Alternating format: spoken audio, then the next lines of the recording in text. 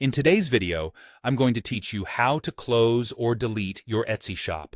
Whether you're stepping away for a while or winding down for good, I'll walk you through the process clearly so you know exactly what to expect and how to avoid common hiccups. Start by opening a fresh browser window and searching for Etsy.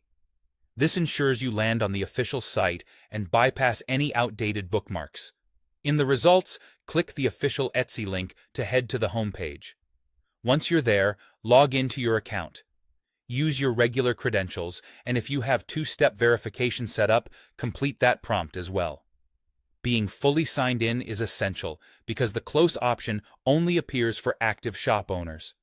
After logging in, click your account icon and open Account Settings. This is a good place to confirm your details are current and to quickly check for any alerts about billing or orders that might delay closure. Next, navigate to your Shop Manager. This is the control center for everything related to your shop. If you don't see it immediately, look for the Shop Manager link at the top of the page after you're logged in as a seller. Inside Shop Manager, go to Settings, then choose Options. Etsy sometimes updates layout labels, but you're looking for the section that contains your shop preferences and administrative tools. Within Options, find and click the Close Shop tab. This dedicated area is where Etsy collects the information it needs to process a closure, and it's also where you'll see any notices if something needs attention first. You'll be asked to select your reason for closing from a drop-down menu. Choose the option that best matches your situation. This helps Etsy understand trends and may surface helpful resources or alternatives, like temporarily pausing instead of fully closing.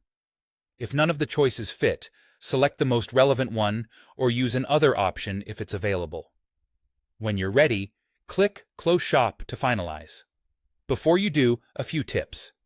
Make sure you've fulfilled or canceled any open orders, resolved disputes, and paid outstanding fees.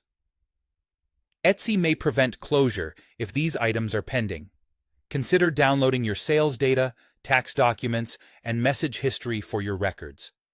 After closing, your shop and listings won't be visible to buyers, but your Etsy account remains, and you can usually reopen later if you change your mind. If your long-term goal is to permanently delete your Etsy account, closing the shop is often the first step, and you can follow Etsy's account deletion process afterward. And that's it.